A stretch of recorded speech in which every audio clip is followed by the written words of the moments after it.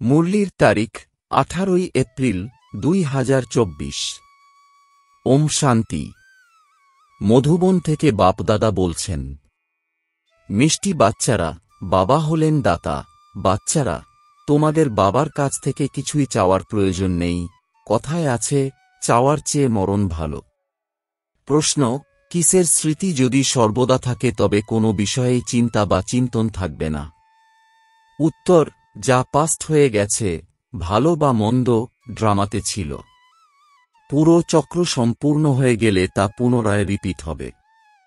যে যেমন পুরুষার্থ করে সে তেমনই পথ পায়। এই কথা স্মৃতিতে থাকলে তবেই কোনো বিষয়ে চিন্তা বা চিন্তন থাকবে না। বাবার ডাইরেকশন হল, বৎস অতীতকে স্মরণ করো না। উল্টোপাল্টা কোনো কথা শুনোও না, কাউকে শুনিও না। যে কথা অতীত হয়ে গেছে, না তার চিন্তন অর্থাৎ বিচার করো, আর না তা রিপিট করো। ওম শান্তি। আত্মাদের পিতা বসে তাঁর আত্মারূপী বাচ্চাদের বোঝান। আত্মাদের পিতাকে দাতা বলা হয়। তিনি নিজে থেকেই সবকিছু বাচ্চাদেরকে দিয়ে দেন। তিনি আসেনি বিশ্বের মালিক বানাতে।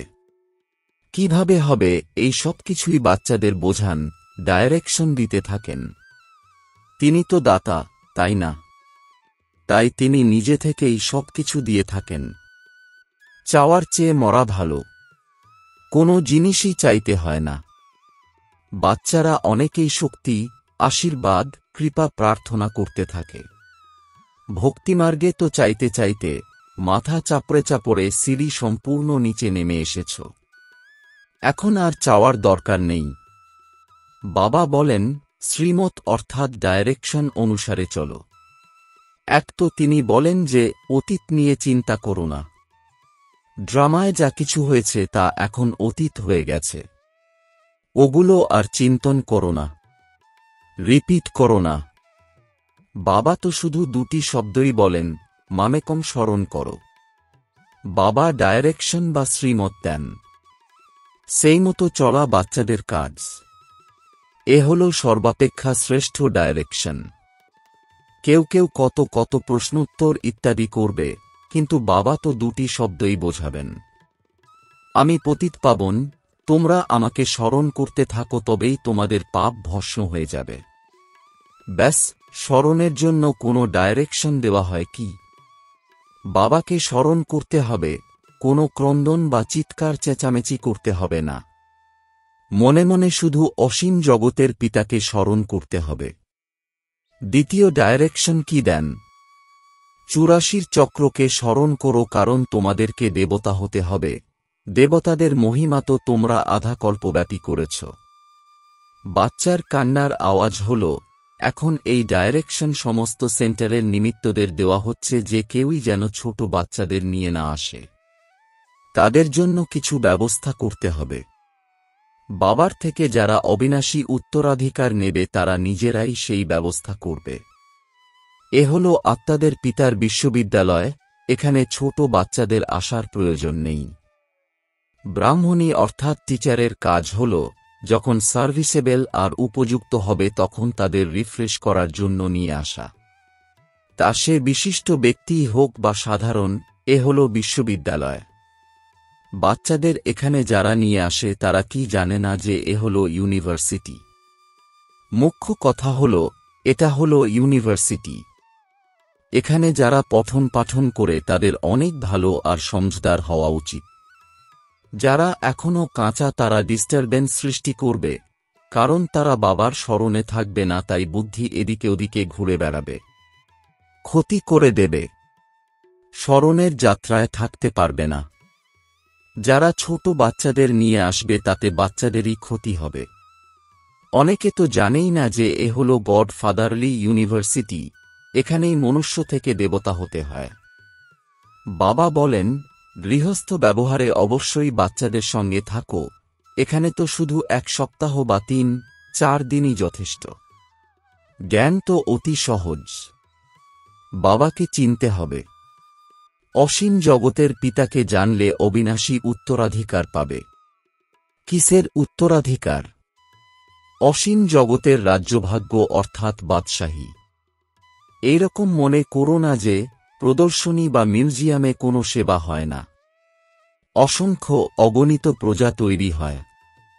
ব্রাহ্মণ কুল, সূর্যবংশী আর চন্দ্রবংশী, এই তিনই এখানেই স্থাপিত হচ্ছে। তাই এ হল অনেক বড় ইউনিভার্সিটি। অসীম জগতের পিতা এখানে পড়ান। তাই মস্তিষ্ক সম্পূর্ণ ভরপুর হয়ে যাওয়া উচিত। কিন্তু বাবা আসেন সাধারণ শরীরে, আর পড়ানো সাধারণ রীতি অনুযায়ী, তাই মানুষের তা পছন্দ হয় না। তারা বলে গডফাদারলি ইউনিভার্সিটি আর এই রকম। বাবা বলেন, আমি তো দীনবন্ধু, দরিদ্রদেরকেই পড়াই। বিত্তবানদের পড়বার হিম্মত নেই। তাদের বুদ্ধিতে তো গাড়ি বাড়ি ইত্যাদি থাকে। দরিদ্ররাই ধনবান হয়, আর ধনবান দরিদ্র, এটাই হল রীতি। দান কি কখনো ধনবানদের দেওয়া হয়? এও অবিনাশী জ্ঞানরত্নের দান। ধনবান দান নিতে পারবে না, বুদ্ধিতে সঠিকভাবে বসবে না। তারা নিজেদের উপার্জিত পার্থিব জগতের ধনদৌলতের মধ্যেই ডুবে থাকবে। তাদের কাছে তো এটাই স্বর্গ। তারা বলে, আমাদের অন্যরকম স্বর্গের প্রয়োজন নেই। কোনো গণ্যমান্য ব্যক্তি মারা গেলে বলে স্বর্গবাসী হয়েছে। নিজেরাই বলে যে উনি স্বর্গে গেছেন। তাহলে তো এখন এ হল নরক, তাই না? কিন্তু এতটাই প্রস্তর বুদ্ধি সম্পন্ন যে বুঝতে পারে না নরক কি। এ হল তোমাদের কত বড় ইউনিভার্সিটি। বাবা বলেন, যাদের বুদ্ধির তালা বন্ধ হয়ে গেছে তাদেরকেই এসে পড়াই। বাবা যখন আসে তখন বুদ্ধির তালা খোলে। বাবা নিজেই ডাইরেকশন দেন, তোমাদের বুদ্ধির তালা কিভাবে খুলবে। বাবার কাছ থেকে কিছুই চাইতে হবে না, এতে নিশ্চয় চাই। বাবাই মোস্ট বিলাভেড অর্থাৎ প্রিয়তম, যাকে ভক্তিতে স্মরণ করতে। যাকে স্মরণ করা হয় সে তো অবশ্যই কখনো আসবে, তাই না? স্মরণ করাই হয় পুনরায় রিপিট হওয়ার জন্য। বাবা এসে বাচ্চাদেরকেই বোঝান। বাচ্চাদের আবার বাইরের লোকেদের বোঝাতে হবে যে বাবা কিভাবে এসেছেন। বাবা কি করেন? বাচ্চারা, তোমরা সকলেই পতিত, আমি এসে পবিত্র বানাই। আত্মারা অর্থাৎ তোমরা যারা পতিত হয়ে গেছ, এখন শুধু আমাকে অর্থাৎ পতিত পাবন বাবাকে স্মরণ করো, পরমাত্মাকে অর্থাৎ আমাকে স্মরণ করো। এতে কিছুই চাওয়ার প্রয়োজন নেই। ভক্তিমার্গে আধাকল্প তোমরা শুধু চেয়েই গেছ, পাওনি কিছুই। এখন চাওয়া বন্ধ করো। আমি নিজে থেকেই তোমাদের দিয়ে থাকি। বাবার বাচ্চা হলে অবিনাশী উত্তরাধিকার তো পেয়েই যাবে। যারা সাবালক অর্থাৎ বড় বাচ্চা, তারা শীঘ্রই বাবাকে চিনে নিতে পারে। বাবার উত্তরাধিকারী হল স্বর্গের বাদশাহী 21 জন্মের। এ তো তোমরা জানো, যখন নরকবাসী হয় তখন ঈশ্বরের নামে কিছু দান পুণ্য করলে অল্পকালের জন্য সুখ পাওয়া যায়। মানুষ তো ধর্মকর্মের জন্য কিছু আলাদা করে সরিয়েও রাখে। বেশিরভাগ ক্ষেত্রে ব্যবসায়ীরাই দান ধ্যান করে। তাই যারা ব্যবসায়ী তারা বলবে যে আমরা বাবার সঙ্গে ব্যাপার করতে এসেছি। বাচ্চারা বাবার সঙ্গে ব্যাপারই তো করে, তাই না? লৌকিক বাবার সম্পত্তি নিয়ে তার থেকেই আবার শ্রাদ্ধ ইত্যাদি খাওয়ায়, দান পুণ্য করে। ধর্মশালা, মন্দির ইত্যাদি তৈরি করে তাতে বাবার নাম লিখে দেয়, কারণ যার কাছ থেকে ধনসম্পদ প্রাপ্ত হয় তার জন্য তো অবশ্যই কিছু করা উচিত। এও হল এক ধরনের ব্যাপার। ওইসব হল লৌকিক বিষয়। এখন বাবা বলেন, অতীতকে চিন্তনে এনো না। উল্টোপাল্টা কোনো কথা শুনো না। কেউ যদি উল্টোপাল্টা কোনো প্রশ্ন করে তখন বলো, এইসব কথায় যাওয়ার দরকার নেই। তোমরা প্রথমে বাবাকে স্মরণ করো। ভারতের প্রাচীন রাজযোগ বিখ্যাত। যত স্মরণে থাকবে, দৈবীগুণ ধারণ করবে, ততই উচ্চ পদ লাভ করবে। এ হল ইউনিভার্সিটি। এখানে এইম অবজেক্ট ক্লিয়ার। পুরুষার্থ করে এমন হতে হবে। দৈবীগুণ ধারণ করতে হবে। কাউকে কোনোভাবেই দুঃখ দেবে না। দুঃখহরণকারী, সুখ প্রদানকারী পিতার সন্তান তোমরা, তাই না? সে তো সার্ভিসেই বোঝা যাবে। অনেক নতুন নতুনও আসে যারা 25-30 বছর ধরে জ্ঞানে চলছে, তাদের থেকে 10-12 দিনের বাচ্চারা তীক্ষ্ণ হয়ে যায়। বাচ্চারা, তোমাদের তো সকলকে নিজেদের সমান বানাতে হবে। ব্রাহ্মণ না হলে দেবতা হবে কিভাবে? গ্রেট গ্রেট গ্র্যান্ডফাদার তো ব্রহ্মা, তাই না? যারা এখান থেকে বিদায় নিয়ে চলে গেছে তাদেরকেই স্মরণ করা হয়, তারা পুনরায় অবশ্যই আসবে। যে সমস্ত উৎসব ইত্যাদি স্মরণ করা হয় সেসব একসময় এখানে হতো, আর তা পুনরায় হবে। এই সময়েই সব উৎসব পালিত হচ্ছে, রাখি বন্ধন ইত্যাদি। এসবের রহস্য বাবা এখন বোঝাতে থাকেন। তোমরা হলে বাবার বাচ্চা, তাই তোমাদেরকে পবিত্র অবশ্যই হতে হবে। পতিতপাবন বাবাকে আহ্বান করে তখন বাবাও পথ বলে দেন। প্রতি কল্পে যে যেমন উত্তরাধিকার নিয়েছে অ্যাকুরেট তেমনই চলতে থাকে। তোমরাও সাক্ষী হয়ে দেখো, বাপাদাদাও সাক্ষী হয়ে দেখেন এরা কতটা উচ্চপদ প্রাপ্ত করতে পারে। এদের ক্যারেক্টার্স কেমন। টিচার তো সবই জানে, তাই না? কতজনকে নিজের মত তৈরি করে, কতটা সময় স্মরণের যাত্রায় থাকে। প্রথমত বুদ্ধিতেই একটা স্মরণে রাখা উচিত যে এ হল গডফাদারলি ইউনিভার্সিটি। এই ইউনিভার্সিটি হলই জ্ঞানের জন্য। ওটা হল পার্থিব জগতের ইউনিভার্সিটি, আর এ হল অসীম জগতের।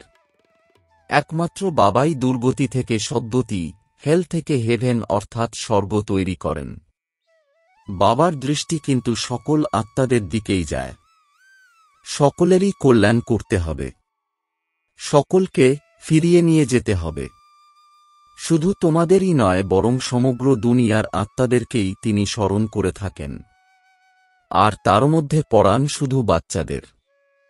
তোমরা এও বোঝো যে যেমন নম্বরের ক্রমানুসারে আসে সে যাবেও পুনরায় সেইভাবেই। সব আত্মারা নম্বরের ক্রমানুসারে আসে। তোমরাও নম্বরের ক্রমানুসারে কিভাবে যাবে সেই সব বোঝানো হয়। কল্পপূর্বে যা হয়ে গেছে তাই রিপিট হবে। আবার এও তোমাদের বোঝানো হয় তোমরা আবার কিভাবে নতুন দুনিয়ায় আসবে। নম্বরের ক্রমানুসারে যারা নতুন দুনিয়ায় আসে তাদেরকেই বোঝানো হয়। বাচ্চারা, তোমরা বাবাকে জেনে যাওয়ার ফলে নিজের ধর্মকে এবং সর্বধর্মের সম্পূর্ণ সৃষ্টিরূপী বৃক্ষকে জেনে যাও। এর মধ্যে কিছু চাওয়ার প্রয়োজন নেই, আশীর্বাদেরও প্রয়োজন নেই। তারা তো লেখে যে বাবা দয়া করো, কৃপা করো। বাবা তো কিছুই করবেন না। বাবা তো এসেছেনই পথ বলে দিতে। ড্রামায় আমার পার্টি হল সকলকে পবিত্র করা। সেই রকমই পার্ট প্লে করি যেমন প্রতিকল্পে প্লে করে এসেছি। যা পাস্ট হয়ে গেছে, ভালো হোক মন্দ হোক, ড্রামাতে ছিল। কোনো বিষয়েরই চিন্তন করো না। আমরা সদা এগিয়ে যেতেই থাকি। এ হল অসীম জগতের নাটক, তাই না? পুরো চক্র সম্পূর্ণ হয়ে পুনরায় রিপিট হবে। যে যেমন পুরুষার্থ করে তেমনই পদ পায়। চাওয়ার কোনো দরকার নেই। ভক্তিমার্গে তোমরা অনেক চেয়েছ, সব পয়সা নিঃশেষ করে ফেলেছ। এসবই ড্রামাতে তৈরি হয়ে রয়েছে। ওরা তো কেবল বোঝায়। আধাকল্প ভক্তি করতে, শাস্ত্র পড়তে কত খরচ হয়ে যায়। এখন তো তোমাদের কিছুই খরচ করার দরকার নেই। বাবা তো দাতা, তাই না? দাতার তো কিছুই দরকার নেই। তিনি তো এসেছেনই দেওয়ার জন্য। এমন মনে করো না যে আমরা শিব বাবাকে দিচ্ছি। আরে, শিব বাবার থেকে তো অনেক অনেক পাওয়া যায়। তোমরা এখানে নিতে এসেছ, তাই না? শিক্ষকের কাছে স্টুডেন্ট নেওয়ার জন্য আসে। লৌকিক পিতা, শিক্ষক, গুরুর থেকে যা পেয়েছ তাতে তোমাদের লোকসানি হয়েছে। এখন বাচ্চাদের শ্রীমতে চলতে হবে, তবেই উচ্চপদ প্রাপ্ত করতে পারবে। শিব বাবা হলেন ডবল শ্রী শ্রী, তোমরা হও সিঙ্গেল শ্রী। শ্রী লক্ষ্মী, শ্রী নারায়ণ বলা হয়। শ্রী লক্ষ্মী, শ্রী নারায়ণ হল দুইজন। বিষ্ণুকে শ্রী শ্রী বলা হবে কারণ দুজনেই কম্বাইন্ড। তথাপি এদের দুজনকে তৈরি করেন কে? তিনি একজনই, শ্রী শ্রী। এছাড়া আর কেউ শ্রী শ্রী হয় না। আজকাল তো শ্রী লক্ষ্মীনারায়ণ, শ্রী সীতারামও নাম রেখে দেয়। তাই বাচ্চাদেরকে এসব ধারণ করে খুশিতে থাকতে হবে। আজকাল স্পিরিচুয়াল কনফারেন্সও অনেক হয়ে থাকে, কিন্তু স্পিরিচুয়ালের অর্থ বোঝে না। আত্মিক জ্ঞান তো এক বাবা ব্যতীত আর কেউই দিতে পারে না। বাবা হলেন সব আত্মাদের পিতা। তাঁকেই স্পিরিচুয়াল বলা হয়। ওরা বলে দর্শন হল স্পিরিচুয়াল অর্থাৎ আধ্যাত্ম। এ তো তোমরা বোঝো যে এটা হল জঙ্গল, সকলেই একে অপরকে দুঃখ দিয়ে থাকে। তোমরা জানো অহিংসা পরম দেবী দেবতা ধর্মকে স্মরণ করা হয়। ওখানে কোনো মারামারি হয় না। রাগও হল হিংসা, একে সেমিহিংসাই বলো বা আর যেটাই বলো। এখানে তো সম্পূর্ণ অহিংস হতে হবে। মনসা, বাচা, কর্মনা কোনো কিছুতেই খারাপ কথা আসা উচিত নয়। কেউ যদি পুলিশ ইত্যাদিতে কাজ করে সেখানেও যুক্তিযুক্তভাবে কার্য সম্পাদন করতে হবে। যতখানি সম্ভব স্নেহপূর্বক কার্য সম্পাদন করা উচিত। বাবার তো নিজস্ব অনুভব রয়েছে, স্নেহের দ্বারা নিজের কার্য সম্পন্ন করে নেন, এতেও অনেক যুক্তি চাই। কাউকে অতি প্রেমপূর্বক বোঝাতে হবে যে কিভাবে পাপ একটির জন্য শতগুণ দণ্ডভোগ করতে হয়। আচ্ছা, মিষ্টি মিষ্টি প্রশিক্ষার্থী বাচ্চাদের মাতাপিতা বাপদাদার স্মরণসহ স্নেহসুমন আর সুপ্রভাত। আত্মিক পিতার আত্মিক বাচ্চাদেরকে জানাচ্ছি নমস্কার। ধারণার জন্যে মুখ্য সার। ১. আমরা হলাম দুঃখহরণকারী, সুখ প্রদানকারী পিতার সন্তান, তাই কাউকে দুঃখ দেবে না। এইম অবজেক্টকে সম্মুখে রেখে দৈবিগুণ ধারণ করতে হবে। নিজের সমান তৈরি করার সেবা করতে হবে। ২. ড্রামার প্রতিটি পার্টকে জেনে নিয়ে অতীতে ঘটে যাওয়া কোনো বিষয়েই যেন চিন্তন না করা হয়। মনসা, বাচা, কর্মনার দ্বারা যেন কোনো খারাপ কার্য না হয়, এই বিষয়ে সচেতন হয়ে ডবল অহিংসক হতে হবে। বরদান, এক বাবাকে কম্পেনিয়ন বানানো বা তাঁর কোম্পানিতে থাকা সম্পূর্ণ পবিত্র আত্মা ভব। এর বিস্তার, সম্পূর্ণ পবিত্র আত্মা হল সে যার সংকল্প আর স্বপ্নতেও ব্রহ্মচর্যের ধারণা থাকবে, যে প্রতিটি কদমে ব্রহ্মা বাবার আচরণ অনুযায়ী চলবে। পবিত্রতার অর্থ হল সদা বাবাকে কম্পেনিয়ন বানানো আর বাবার কোম্পানিতেই থাকা। সংগঠনের কোম্পানি, পরিবারের স্নেহের মর্যাদা হল আলাদা জিনিস, কিন্তু এই সংগঠনের স্নেহ হল বাবার কারণেই। বাবা না থাকলে পরিবার কোথা থেকে আসত? বাবা হলেন বীজ, বীজকে কখনো ভুলবে না। স্লোগান, কারো প্রভাবে প্রভাবিত হওয়া নয়, সবাইকে জ্ঞানের প্রভাবে প্রভাবিত করো। ওম শান্তি।